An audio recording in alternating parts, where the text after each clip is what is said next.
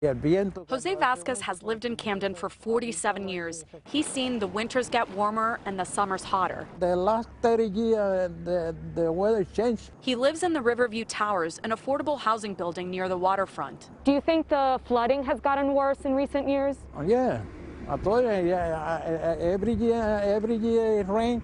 You can't go to too many streams. According to a recent study by the nonprofit group Climate Central, the flooding is only going to get more dire in the coming years and decades. Climate Central's analysis projects the land beneath Riverview Towers and much of Camden's waterfront could be submerged in 10 years. Vasquez says he's not surprised. Sometimes the rain, sometimes heavy. The Climate Central study focuses on how much of the nation's affordable housing supply is at risk of coastal flooding due to climate change. Co-author of the study, Ben Strauss, says by 2050, New Jersey will have nearly 7,000 affordable units at risk of chronic flooding.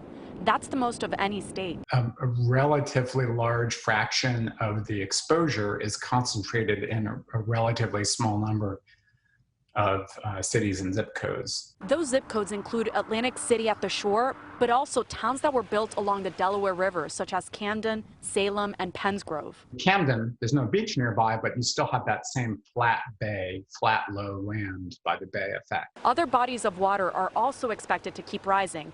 For example, Centennial Village Apartments on East State Street in Camden is also at higher risk of flooding. Those apartments are located by the Cooper River. The management at Centennial Village Apartments did not return our calls or emails. It's unclear what mitigation plans may exist for Riverview. The management company declined to comment for this story.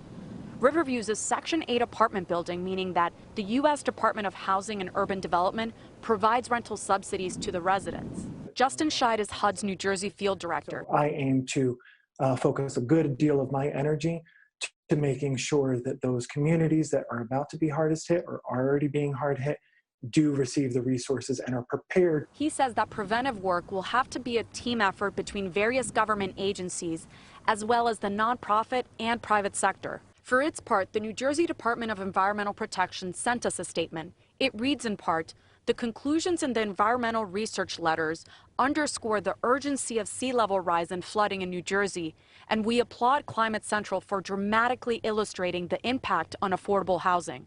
The department also adds that moving New Jerseyans out of harm's way is an important part. Back in Camden, Jose Vasquez says the street in front of his apartment building turns into a river with every storm. When it rains, it got a lot of water coming in there. He's hoping to move next year. HUD and experts say some of the preventive work may include flood walls. It could also be parks that act as barriers along the waterfront.